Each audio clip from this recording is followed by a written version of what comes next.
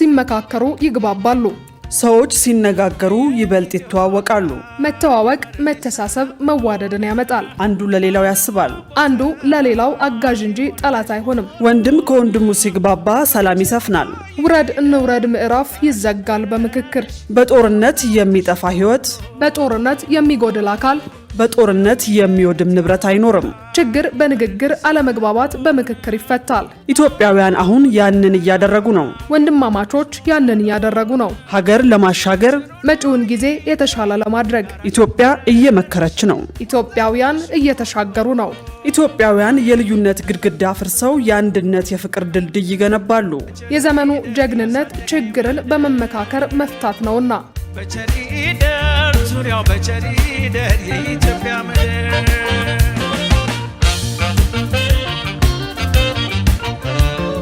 አርዕስተ ዜና። በ2019 በጀት ዓመት መጀመሪያ ላይ ዝቅተኛ የደሞዝ ወለል ሊወሰን እንደሚችል ተገለጸ። 2019 መጀመሪያ አካባቢ ነው የምንጠብቀው፣ ምክንያቱም ያደረ ጉዳይ ስለሆነ ታያለ የሚል ተስፋ አለን፣ ይገምታል። ከውጭ የአፍሪካ ህብረት የልዑካን ቡድን በሱዳን በመገኘት በሀገሪቱ ያለውን ግጭት ለማስቆም በሚደረገው ጥረት ላይ ውይይት አካሄደም።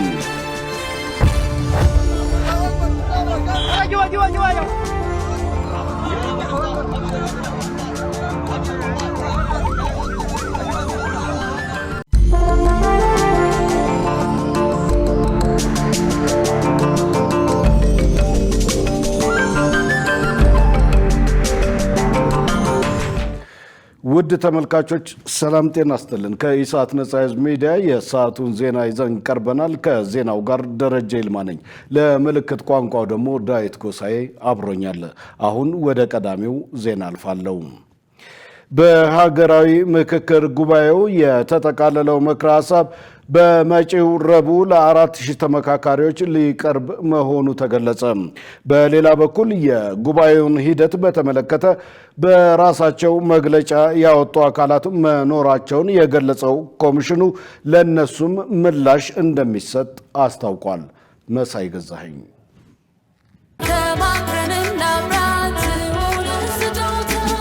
የኢትዮጵያ ሀገራዊ ምክክር ኮሚሽን የተጠቃለለውን የመጨረሻ ምክረ ሀሳብ በመጪው ሮብ ለ4000 ተመካካሪዎች ሊያቀርብ እንደሆነ በዛሬው ዕለት ለመገናኛ ብዙሃን በሰጠው መግለጫ ይፋ አድርጓል። ኮሚሽኑ ከ30 ቀናት በላይ ሲያካሂድ በቆየው ምክክር የተነሱ ሀሳቦችን የማሰባሰብና የማጣጣም ሂደት እያጠናቀቀ መሆኑንም አስታውቋል። የኢትዮጵያ ሀገራዊ ምክክር ኮሚሽን ምክትል ዋና ኮሚሽነር ሂሩት ገብረስላሴ ከቡድኑ የተወጣጡ 120 ሰዎች በ8 ቡድን የተዘጋጁ ምክረ ሀሳቦች መካከል ተቃርኖና ድግግሞች እንዳይኖር ሰርተዋል ብለዋል። አካላቱ ምክረ ሀሳቦችን ወጥ በሆነ መንገድ የማቅረብ ስራ ሲሰሩ መቆየታቸውን ምክትል ዋና ኮሚሽነሯ ተናግረዋል። በአጀንዳ አጣጣሚዎች የተዘጋጀው ምክረ ሀሳብ ግብዓት እንዲሰጥበት ለ8ቱ ቡድኖች በድጋሚ እንደሚቀርብ ተጠቁመዋል። 15ቱ ተወካዮች ሌሎቹ ቡድኖች ስለወሰኗቸው ወይም ስላወጧቸው ምክረ ሀሳቦች ግንዛቤ ይወስዳሉ። እርስ በርስ ይመካከራሉ፣ ይነጋገራሉ። ነገሮችን ለማጣጣም የተቋቋመ ቡድን ነው። ያለፈው ሐሙስ ነው የተመረጡት። ከዛን ጊዜ ጀምሮ ይሄው እስካሁን ሰዓት ድረስ ይሄ በጣም ወሳኝ ስራ ነው። እሱን ሲሰሩ ቆይተዋል። ያ ተጣጥሞ ተስተካክሎ የሚቀርበው የ8ቱም ቡድን ምክረ ሀሳቦች ለ8ቱም ቡድን መልሰው ይቀርባሉ። 8ቱ ቡድኖች ራሳቸው ያዘጋጇቸውን ምክረ ሀሳቦች ላይ ብቻ ሳይሆን በአጠቃላይ 8ቱ ቡድኖች ላይ የተቀሩት 7 ቡድኖች ላይ የተሰሩትንም ስራዎች ይተዋወቃሉ፣ ይረዳሉ። በነዛ ምክረ ሀሳቦች ላይ በሌሎቹ እነሱ ባልተሳተፉባቸው ቡድኖች የተሰሩት ምክረ ሀሳቦች ላይ ግብዓት ይሰጣሉ።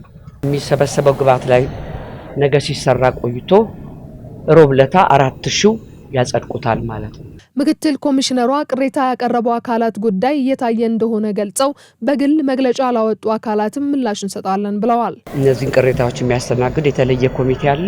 ኮሚቴው ግን አጥንቶ ለኮሚሽነሮች ካውንስል ያቀርባል። የኮሚሽነሮች ካውንስል ይወስናል ማለት ነው። በአንዳንድ ወቅት ቀጥታ በራሳቸው መግለጫ ያወጡ ወገኖች አሉ። የምክክሩ መንፈስ እንግዲህ መመካከር ነው። ያም ባይሆን ማንም መብቱ ነው፣ መግለጫ ማውጣት ይችላል። ለነዛም ቢሆን ምላሽ እንሰጣለን ማለት ነው። በተረፈ እነዚህ አሁን የተጠናከሩት ምክረ ሀሳቦች ጉባኤው የተስማማባቸው ጉዳዮች ናቸው። በየትም ዓለም የሚደረጉ ሀገራዊ ምክክሮች በመቶ በመቶ በሁሉ ጉዳይ ላይ ይስማማሉ አይባልም። ደስ የሚለው ነገር በሀገራችን የተካሄደው ሀገራዊ ምክክር ጉባኤ በአብዛኛው ጉዳይ ላይ እየተስማማ ጨርሷል። የመጨረሻው ሰነድ ከተዘጋጀ በኋላ በመጪው ሮብ ለ4000 ተመካካሪዎች ቀርቦ እንደሚጸድቅ ተመልክቷል። የኢትዮጵያ የነዳጅ ፍላጎት በሌሎች ሀገራት አቅርቦት ላይ የተንጠለጠለ ሊሆን እንደማይገባ ተገለጸ። በሌላ በኩል የሆርሙዝን ሰርጥ መዘጋት ተከትሎ የነዳጅ አቅርቦትን ችግር ከወዲሁ ለመቅረፍ የአፍሪካ ሀገራት በትብብር መስራት ይገባቸዋል ሲሉ የዘርፉ ተንታኞች ለኢሳት ተናግረዋል። ትዕግስት ተስፋዬ ተጨማሪ አላት። ባልተቋጨው የአሜሪካና የኢራን ጦርነት ሳቢያ የሆርሙዝ ሰርጥ ዳግም መዘጋቱ ይታወቃል። ይህንንም ተከትሎ በተለይም የነዳጅ አቅርቦቱ ላይ በአፍሪካና በኢትዮጵያ ላይ የሚያሳድረው ተጽዕኖ ምንድነው ሲል ኢሳት የምጣኔ ሀብት ባለሙያዎችን ጠይቋል። በኢትዮጵያ ኢኮኖሚ ባለሙያዎች ማህበር ከፍተኛ ተመራማሪ የሆኑት ዶክተር ሞላ አለማየሁ በሰጡት ምላሽ የኢትዮጵያ የነዳጅ ፍላጎት በሌሎች ሀገራት አቅርቦት ላይ የተንጠለጠለ ሊሆን አይገባም ብለው ኢኮኖሚውን ከነዳጅ ተጽዕኖ ለማላቀቅ መንግስት በትኩረት ሊሰራ ይገባል ብለዋል። እሱ በተዘጋ በተከሰተ ቁጥር ተጽዕኖን ከማለት ይልቅ ወይም ደግሞ እንዳይዘጋም ከመጸለይ ይልቅ እኛ የራሳችንን አማራጭ መውሰድ መቻል አለብን። የመጀመሪያው ደረጃ የአጭር ጊዜና የረጅም ጊዜ እንትኖቹን ያው የሚመለከታቸው አካላት የመንግስት አካላት ወይም ባለድርሻ አካላት መስራት መቻል አለባቸው። በረጅም ጊዜ እና በአጭር ጊዜ እንትን ብለን ከነዳጅ ኢኮኖሚውን ከነዳጅ ተጽዕኖ ማላቀቅ ቢያንስ ባይላቀቁ እንኳን መቀነስ መቻል አለብን። ጥገኝነቱን መቀነስ መቻል ያስፈልጋል። ሌላኛው የምጣኔ ሀብት ባለሙያ ዶክተር ቆስጠንጢኖስ በረህ ተስፋ በበኩላቸው የአፍሪካ ሀገራት ያላቸውን የነዳጅ ክምችት በትብብር መጠቀም አለባቸው ያሉ ሲሆን ኢትዮጵያ በነዳጅ ራሷን የምትችልበትን ስርዓት መዘርጋት ወሳኝ መሆኑን አመልክተዋል። ምን ማድረግ ይችላሉ? አፍሪካ ነዳጅ አላት፣ ከማንም የተሻለ የነዳጅ ክምችት አላት። ናይጄሪያ፣ ካሜሩን፣ አንጎላ ከፍተኛ ነዳጅ ክምችት አላቸው። ኬንያም ማግኝታለች፣ አሁን ዩጋንዳም ማግኝታለች። ኢትዮጵያም አሁን የነጭ ጋዝ ማውጣት ተጀምሯል። ነዳጅን ደግሞ ለማውጣት የቻይና ኩባንያዎች ስራ እየሰሩ ነው ያሉት። ስለዚህ ራሳችን መቻል ነው ትልቁ መፍትሄ የሚሆነው።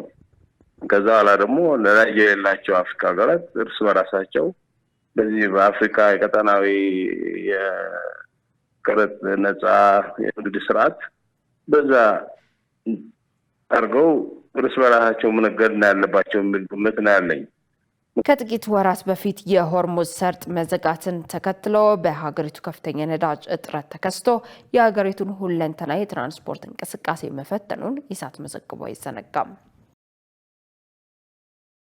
በ2019 በጀት ዓመት መጀመሪያ ላይ ዝቅተኛ የደሞዝ ወለል ሊወሰን እንደሚችል ተገለጸ።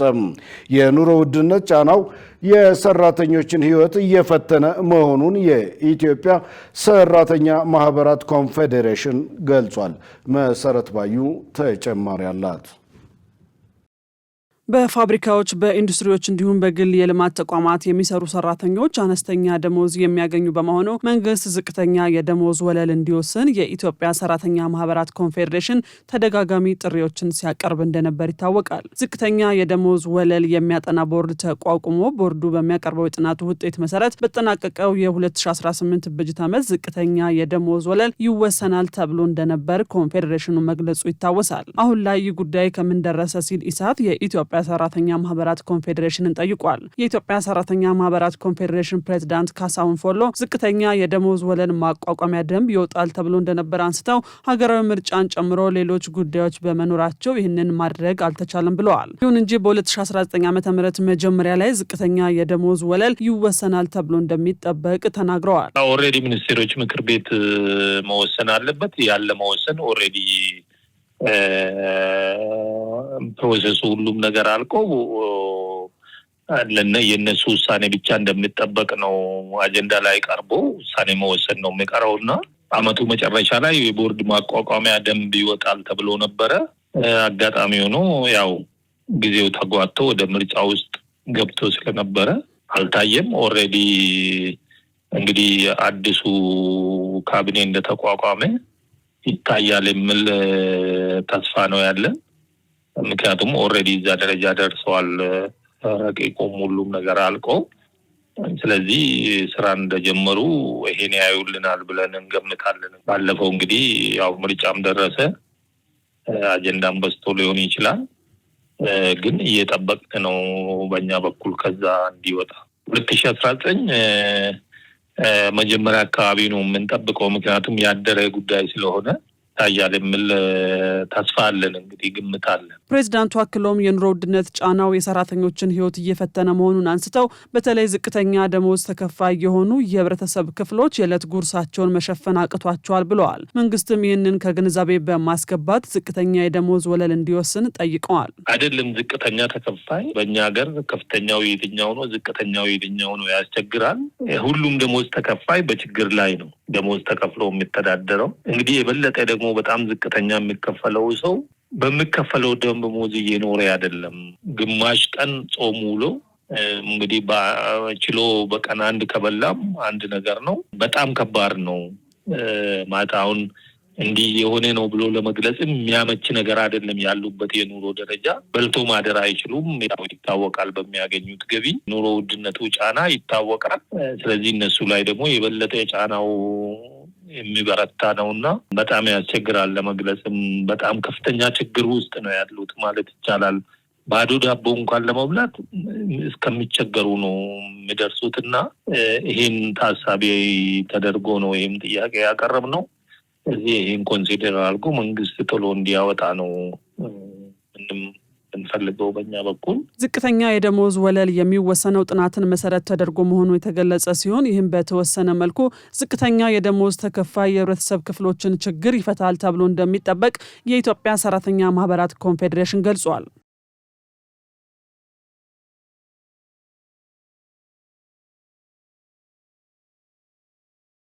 በትግራይ ክልል የግዳጅ ወታደራዊ መልመላ በመሸሽ ከክልሉ ለወጡ ወጣቶች አስፈላጊው ድጋፍ እንዲደረግላቸው ተጠየቀ።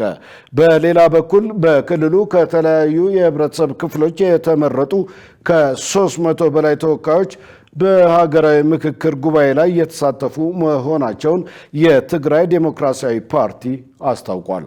ገነት ዘዘው ተጨማሪ አላት። የትግራይ ዲሞክራሲያዊ ፓርቲ ትዴፓ እየተካሄደ ያለው የሀገራዊ ምክክር ሂደቱንና በወቅታዊ የትግራይ ክልል የወጣቶችን ጣፈንታ አስመልክቶ ጋዜጣዊ መግለጫ ሰጥቷል። ኢሳት መግለጫውን ተከትሎ የትዴፓ ፓርቲን አነጋግሯል። የፓርቲው ዋና ጸሐፊ ሙሉ ብርሃን ኃይሌ እንደገለጹት ህገወጡ የህወሓት ቡድን አሁንም ድረስ በሚያካሂደው የጦርነት እንቅስቃሴ ምክንያት በወጣቶች ህይወትና የነገ ተስፋ ላይ ያደረሰ ባለው መደነቃቀፍ በእጅጉ ማዘኑን ገልጿል። ራሳቸውን ከግጭት ስጋት ለማዳን ወደ አዲስ አበባና ሌሎች አካባቢዎች በመምጣት በከፍተኛ ማህበራዊና ኢኮኖሚያዊ እንግልት ውስጥ ለሚገኙ የትግራይ ወጣቶች የመንግስት አካላት፣ ባለሀብቶችና የበጎ አድራጎት ድርጅቶች አስፈላጊውን ድጋፍ እንዲያደርጉ ፓርቲው ጥሪ አቅርቧል። ከትግራይ ጋር ተያይዞ ባለው አሁን የጦርነት ስጋት ወጣቱ ከክልሉ ለቀው እየወጣን ያለበት ሂደት ነው ያለ እና ወጣት ደግሞ በአዲስ አበባም በሌላ የሀገራችን ክፍሎችም ያሉ እና ለነዛ ወጣቶች ደግሞ ሁሉም ማህበረሰብ አስፈላጊ ድጋፍና ትብብር እንዲያደርግ ነው ጥሪ ያስተላለፍ ነው። በዋናነት ሁለቱ ላይ ነው ያተኮረ መግለጫ ነው ያወጣ ነው። በሌላ በኩል የሀገራዊ ምክክር ጉባኤ ሂደቱ ያለፉ የታሪክ ጠባሳዎችን በማከም ለዘላቂ ሰላምና ልማት መንገድ የሚከፍት መሆኑንም ፓርቲው ገልጿል። ከተለያዩ የህብረተሰብ ክፍሎች የተመረጡ ከ300 በላይ የትግራይ ተወካዮች በሂደቱ እየተሳተፉ መሆናቸውን አመልክቷል። በነበረው ምክክር ያው እንደ ሀገርም እንደ ባህልም የመጀመሪያ ጊዜ እንደመሆኑ መጠን እስካሁን ያለው ሂደት ከሞላ ጎደል መልካም እንደሆነ ነው ያየነው። እኛ መጀመሩ በራሱና ችግሮች አሉን፣ ችግሮቻችን ደግሞ በውይይት ለመፍታት የተሄደበት ርቀት በጣም እጅግ ተስፋ ሰጪ እንደሆነ የሚያመለክት መግለጫ ነው ያወጣ ነው። ሀገራዊ ምክክር ኮሚሽኑ የትግራይ ህዝብም የምክክሩ አካል እንዲሆን በርካታ ጥረቶች ማድረጉ ይታወቃል። ሆኖም ግን በቀጥታ ገብቶ ህዝቡን ማግኘት አልቻለም። የህዝቡ ወኪሎችን ማግኘት አልቻለም። እንደሚታወቀው በራስ ተነሳሽነት ግን የተለያዩ ፖለቲካ ፓርቲዎች ከአባቶች፣ ከወጣቶች፣ ከሲቪክ ማህበሮች ግን ቀላል የማይባል ቁጥር ያላቸው እስከ 280 እስከ 300 የሚደርሱ የትግራይ ተወላጆች በምክክር ሂደቱ ላይ እየተሳተፉ ነው ያሉ። የእኛም የትግራይ ዲሞክራሲያዊ ፓርቲም አመራሩ እና አባሉም የተወሰነ አባሎችም ገብተን ንቁ ተሳትፎ እያደረግን ያለ ነው። ይሄን እያደረግነው ያለው ደግሞ ምንድን ነው? ትግራይ የኢትዮጵያ አካል ናት። ስለዚህ ሰላም እንዲመጣ ነው። እንደሚታየው ከጦርነት በኋላ ትግራይ ውስጥ መንግስት የለም። እጅግ በጣም በሚያሳዝን መልኩ ስርዓት አልበኝነት ነው ያለ በክልሉ ላይ። ስለዚህ ስርዓት እንዲፈጠር፣ ህዝቡ ደግሞ ወደ መደበኛው ስራው እንዲመለስ፣ መንግስት እንዲኖር፣ ይህን ደግሞ የሚሆነው በጉልበትና በጦርነት ሳይሆን በምክክርና በድርድር መሆን አለበት የሚል ጽኑ እምነትም ስላለን ከዚህ ጋር እያይዘን ነው ነገሮች እያየናቸው ያለን። የትግራይ ክልል ተፈናቃይ ወጣቶች ሰርተው ራሳቸውን እንዲደግፉ ጊዜያዊና ዘላቂ የስራ ዕድሎችን በመፍጠር ወንድማማችነትን ማሳየት እንደሚገባም ዋና ጸሐፊው በአጽንኦት ተናግረዋል። በሳዑዲ አረቢያ በአስቸጋሪ ሁኔታ ውስጥ ያሉ 2212 ኢትዮጵያውያን ወደ ሀገራቸው መመለሳቸው ተገለጸም። በሳምንቱ ውስጥ በተደረገ 10 ዙር በረራ የተመለሱት 2210 ወንዶችና አንድ ሴት እንዲሁም አንድ ጨቅላ ሕፃን ሲሆን ከተመላሾች መካከል 38ቱ ዕድሜያቸው ከ18 ዓመት በታች የሆኑ ታዳጊዎች ይገኙበታል። የሴቶችና ማህበራዊ ጉዳይ ሚኒስቴር መስከረም 5 ቀን 2018 በተጀመረው ዜጎችን ወደ ሀገር ቤት የመመለስ ስራ እስካሁን ከ94,000 በላይ ኢትዮጵያውያንን ወደ ሀገር ቤት መመለስ ተችሏል ብሏል። ሚኒስቴሩ ለተመላሽ ዜጎች በአየር ማረፊያና በማቆያ ማዕከላት ተገቢውን ድጋፍና እንክብካቤ የማድረግና ከቤተሰብ ጋር የማቀላቀል ስራ ከሚመለከታቸው ባለድርሻና አጋር አካላት ጋር በመተባበር በትኩረት እየሰራ ይገኛል። በተጨማሪም መደበኛ ባልሆነ ፍልሰት ወደ ተለያዩ ሀገራት ሄደው የሚመለሱ የፍልሰት ተጎጂዎችን ለመደገፍና መልሶ ለማቋቋም የሚያስችሉ ተግባራትን በትብብር እያከናወነ መሆኑ ታውቋል።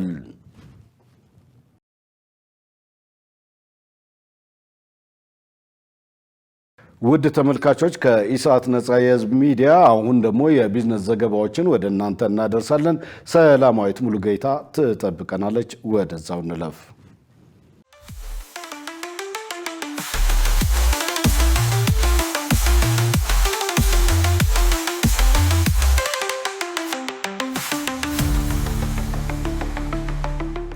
ውድ ተመልካቾቻችን ከኢሳት ነጻ የህዝብ ሚዲያ ለዕለቱ የተዘጋጁ የቢዝነስና የኢኮኖሚ መረጃዎችን ይዘን ቀርበናል።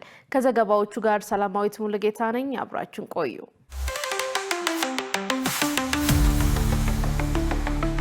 በአፍሪካ የግብርና ምርታማነትን ለማሳደግ ለዘር ባንኮች መጠናከርና ለማዳበሪያ ምርት ትኩረት መስጠት ይገባል ተባለ።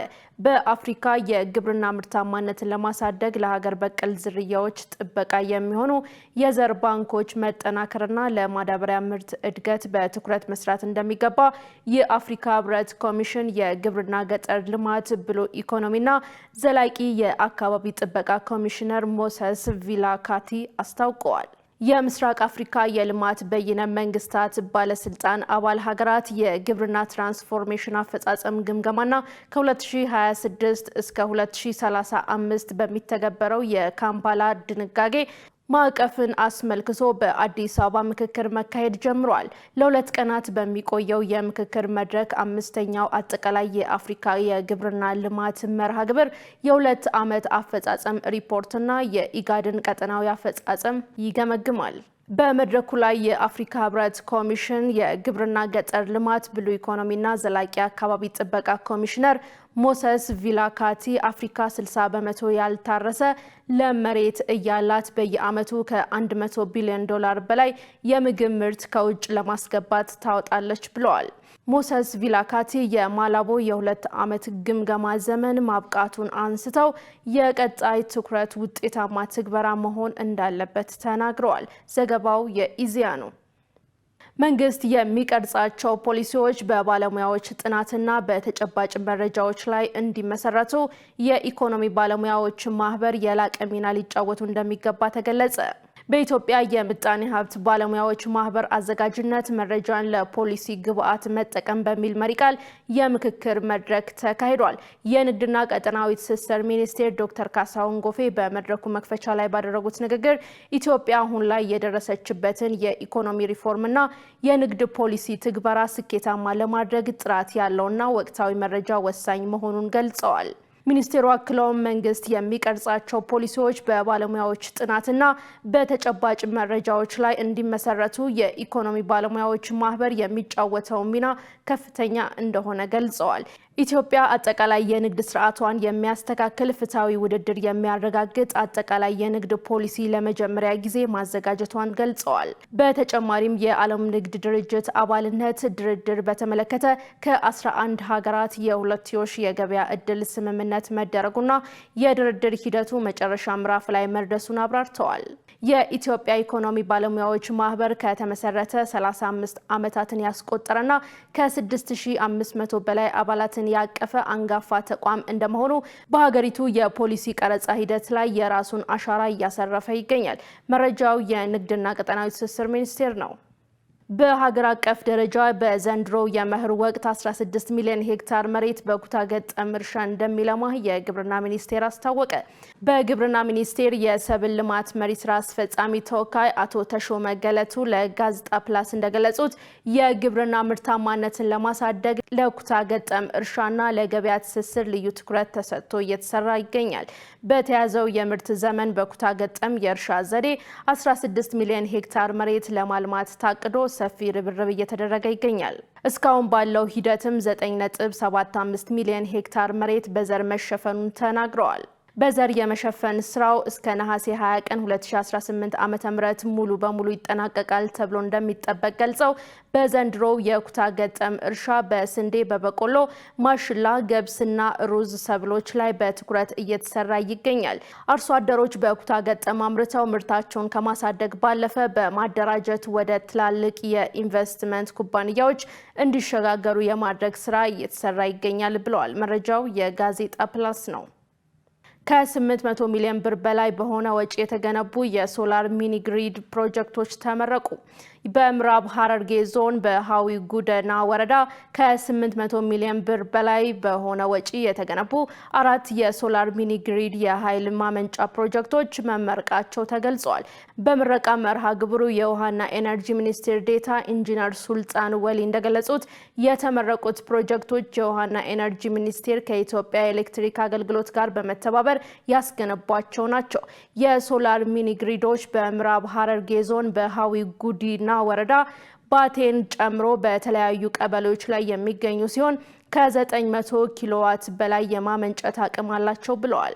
ፕሮጀክቶቹ ከ5270 በላይ አባወራዎችና የማህበራዊ ተቋማትን ተጠቃሚ የማድረግ አቅም ያላቸው ሲሆን አሁን ላይ በአራቱም ቀበሌዎች ከ840 በላይ ደንበኞች ተጠቃሚ መሆናቸውን ጠቁመዋል። ፕሮጀክቱ በሙሉ አቅሙ ደንበኞችን ተጠቃሚ ማድረግ እንዲችል የድጋፍና ክትትል ስራዎች ተጠናክረው ይቀጥላል ያሉት ሚኒስትር ዴታው በቀጣይም ከዋናው መስመር ርቀው የሚገኙ አካባቢዎችን በፀሐይ ኃይል ኤነርጂ ተደራሽ የማድረግ ስራው ተጠናክሮ እንደሚቀጥል ተናግረዋል። ዘገባው የጋዜጣ ፕላስ ነው። ውድ ተመልካቾቻችን አሁን ደግሞ የውጭ ምንዛሬ ዋጋና የብሔራዊ ባንክ የወርቅ ግብይት መረጃ ተከታትለን እንመለስ።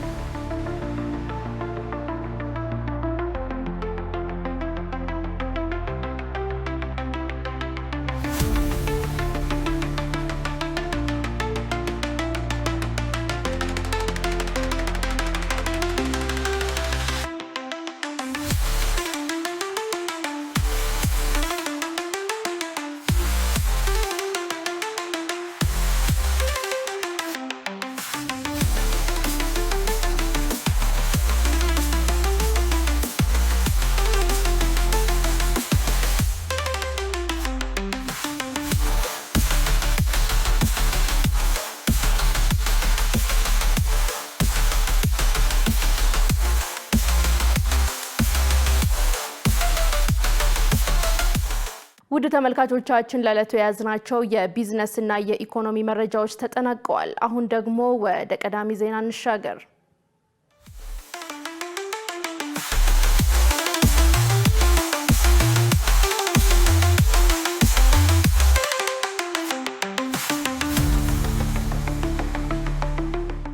ውድ ተመልካቾች ከኢሳት ነጻ ህዝብ ሚዲያ የሰዓቱ ዜና ወደ እናንተ መድረሱ እንደቀጠለ ነው። አሁን ደግሞ ወደ ውጭ ዘገባዎች እናልፋለን። የአፍሪካ ህብረት የልዑካን ቡድን በሱዳን በመገኘት በሀገሪቱ ያለውን ግጭት ለማስቆም በሚደረገው ጥረት ላይ ውይይት አካሄደ። ህብረቱ የሱዳን ወታደራዊ ኃይል በ2021 በተደረገ መፈንቅለ መንግስት ስልጣን ከተቆጣጠረ በኋላ ጉብኝት ሲያደርግ የመጀመሪያው ነው ተብሏል። ሸሪፍ ኢማም ተጨማሪ አለው። የአፍሪካ ህብረት የልዑካን ቡድን በካርቱም በመገኘት ከከፍተኛ የሱዳን ባለስልጣናት ጋር በመገናኘት በሀገሪቱ ያለውን ግጭት ለማስቆም በሚደረገው ጥረት ላይ ተወያይቷል። የሱዳን ወታደራዊ ኃይል በ2021 በተደረገ መፈንቅለ መንግስት ስልጣን ከተቆጣጠረ በኋላ የአፍሪካ ህብረት ጉብኝት ሲያደርግ የመጀመሪያው ነው ተብሏል።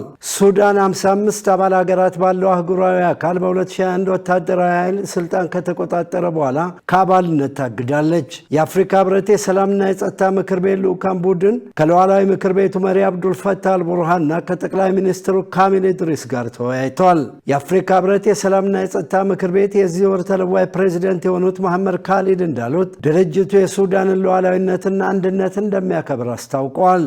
አክለውም በጦርነቱ ሳቢያ እየጨመረ የመጣውን የሟቾች ቁጥር፣ የመሰረተ ልማት ውድመትና የሰብአዊ ጉዳትን በተመለከተ ስጋታቸውን ገልጠዋል። ካሊድ ማንኛውም የውጭ ጣልቃ ገብነት ወይም የትይዩ መንግስት መፈጠርን በመቃወም ሁሉን አቀፍ የፖለቲካ ውይይትና ብሔራዊ እርቅ ብቻ ወደ ነፃና ፍትሐዊ ምርጫ የሚወስድ መንገድ እንደሆነ ተናግረዋል። የአፍሪካ ህብረት ከተባበሩት መንግስታት፣ ከአውሮፓ ህብረት፣ ከክልላዊ የኢጋድ ቡድንና የአረብ ሊግ ጋር በመሆን 5 አባላት ያሉት የዲፕሎማሲ ዘዴ አፈላላጊ ቡድን አካል ነው። በዚህ አግባብ በታቀደ የሰላም ድርድር ቅርጽ ቦታና በሚፈጠሩ አለመግባባቶችን ለመፍታት ያለመም ነው ተብሏል። የሱዳን ካቢኔ በሌላ በኩል ባወጣው መግለጫ እንዳስታውቀው ጠቅላይ ሚኒስትር ኢድሪስ እንዳስጠነቀቁት የመንግስትን ብሔራዊ ጦር ከፈጥኖ ደራሹ ኃይል ጋር እኩል ለማድረግ የሚደረገውን ጥረት እንደማይታገሱ አስጠንቀዋል። ኢድሪስ አክለውም የአፍሪካ ህብረት የፈጥኖ ደራሹን ኃይል የሽብርተኛ ቡድን ብሎ እንዲፈርጅም ጠይቀዋል። አክለውም በዳርፉር ከሚደረገው ዘመቻ አስቀድሞ ወታደራዊ ኃይሉ ወደ ታላቋ ኮርዶፋን ግዛት እየገሰገሰ መሆኑንም ተናግረዋል። አልቡርሃን ቀደም ሲል ዓርብ ዕለት ወደ ምርጫ የሚወስደው መንገድ ለመንደፍ በታቀደ ውስጣዊ ብሔራዊ ውይይት ላይ ለተሳተፉ የደህንነት ዋስትናዎችና ከክስ ነፃ የመሆን መብትን ለመስጠት ተስማምተዋል። የሱዳን የውጭ ጉዳይ ሚኒስትር ሞሐዲን ሳሊም የአፍሪካ የሰላምና የጸጥታ ምክር ቤትን ጉብኝት ታሪካዊ ሲሉ ገልጸውታል። ከዚህ ባለፈም በዋና ከተማዋ ካርቱም የጸጥታ ሁኔታ መሻሻሉንም የሚያመላክት መሆኑን ተናግረዋል። የሱዳኑ ጠቅላይ ሚኒስትር ካሚል ኢድሪስ ሁለት ለአፍሪካ ልዑካን ቡድን እንደተናገሩት ለእርቅና ነፃ ምርጫ መንገድ ለመጥረግ ሁሉን አቀፍ ምክክር በቅርቡ ይካሄዳል ብለዋል። አክለውም ሂደቱ በሁሉም የሱዳን ሕዝብ ባለቤትነት የሚያዝ መሆን አለበት ሲሉ አጽንኦት ሰጥተዋል። መረጃው የሱዳን ትሪቢዩን ነው።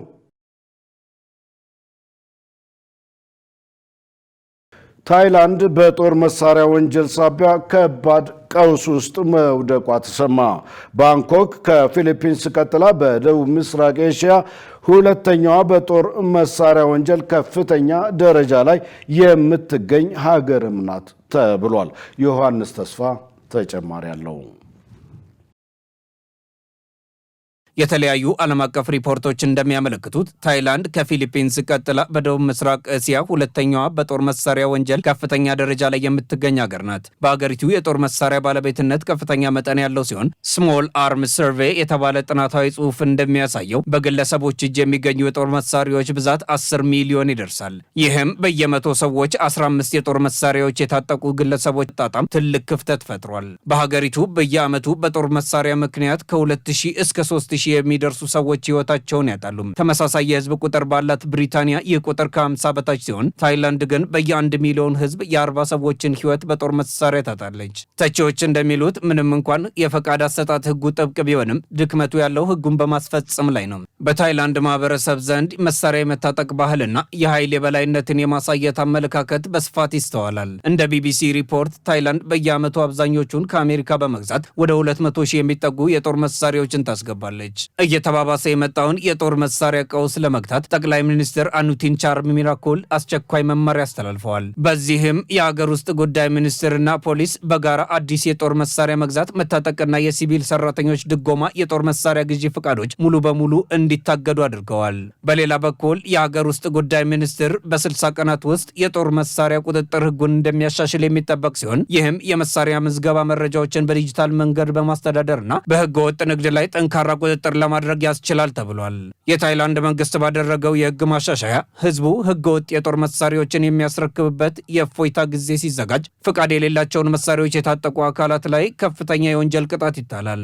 በተጨማሪም በአሁኑ ወቅት ህገወጥ የጦር መሳሪያ መያዝ እስከ 10 ዓመት እስራትና እስከ 20 እንዲዘረጉ አዘዋል። ወላጆችም ትምህርት ቤቶች የልጆቻቸው ደህንነት የተጠበቀበት ስፍራ ሊሆኑ እንደሚገባ በመግለጽ እርምጃውን ደግፈውታል። ይህ የመንግስት አጠቃላይ እርምጃ ዓላማ የጦር መሳሪያዎችን ከህዝቡ የዕለት ተዕለት ህይወት በማራቅ ማህበረሰባዊ ደህንነትን አስተማማኝ ማድረግ ነው ተብሏል። ዜናውን ስናጠናቅር ፈርስት ፖስት እና ሲኤንኤ የመረጃ ምንጮቻችን ነበሩ። ውድ ተመልካቾች ከኢሳት ነጻ ህዝብ ሚዲያ የሰዓቱ ዜና ወደ እናንተ መድረሱን እንደቀጠለ ነው። አሁን ደግሞ የስፖርት ዘገባዎችን ወደ እናንተ የምናደርስበት የአየር ጊዜ ላይ ደርሰናል። ሙሉቀን ሰለሞን ይጠብቀናል። ወደዛው እንለፍ። ለጤንነት፣ ለምርት፣ ለወዳጅነት ሰላም ጤና ይስጥልን ተመልካቾቻችን፣ ከኢሳት ነጻ ህዝብ ሚዲያ ለምሽቱ ያዘጋጀናቸውን የስፖርት መረጃዎች ይዘን ቀርበናል። ከመረጃዎቹ ጋር ሙሉቀን ሰለሞን ነኝ። ባህር ዳር ስታዲየም ለአፍሪካ ዋንጫ ማጣሪያ ጨዋታ ጊዜያዊ ፈቃድ አገኘ። የአፍሪካ እግር ኳስ ፌዴሬሽን ካፍ ባህር ዳር ስታዲየም ዝቅተኛውን የጥራት መስፈርት ባለመሟላቱ ለዓመታት አግዶት እንደነበር የሚታወስ ነው። በዚህም ስታዲየሙ መስፈርቱን እንዲያሟላ የማሻሻያ ግንባታ ሲደረግለት መቆየቱ አይዘነጋም። ካፍ በቅርቡ በባህር ዳር ስታዲየም ላይ ያደረገውን ፍተሻና ግምገማ ተከትሎ የኢትዮጵያ ብሔራዊ ቡድን በመስከረም ወር 2019 ዓ.ም በሜዳው ለሚያደርገው ጨዋታ የሚያገለግል ጊዜያዊ የካታጎሪ 3 ፈቃድ መስጠቱን የኢትዮጵያ እግር ኳስ ፌዴሬሽን ይፋ አድርገዋል። በዚህም መሰረት የኢትዮጵያ ብሔራዊ ቡድን በ27 የአፍሪካ ዋንጫ የምድብ 10 ሁለተኛ የምድብ ጨዋታውን ከሴኔጋል ብሔራዊ ቡድን ጋር በባህር ዳር ስታዲየም እንደሚያደርግ ፌዴሬሽኑ አስታውቋል። ካፍ ለፌዴሬሽኑ በላከው ደብዳቤ አሁንም ትኩረት የሚያስፈልጋቸው ያልተጠናቀቁ ጉዳዮች እንዳሉ ገልጾ ጨዋታው በሚደረግበት ቀን የስታዲየሙን ዝግጁነትና የደንቦች አተገባበር ለመከታተል የስታዲየም ተቆጣጣሪ ሊመደብ እንደሚችል ማስታወቁንም ፌዴሬሽኑ ጨምሮ ገልጿል። የሴቶች አፍሪካ ዋንጫ በካሜሮን አሸናፊነት ተጠናቀቀ። ከሐምሌ 19 2018 ዓ.ም ጀምሮ በሞሮኮ አስተናጋጅነት ሲካሄድ የቆየው የ26 የሴቶች አፍሪካ ዋንጫ በካሜሮን አሸናፊነት ተጠናቋል።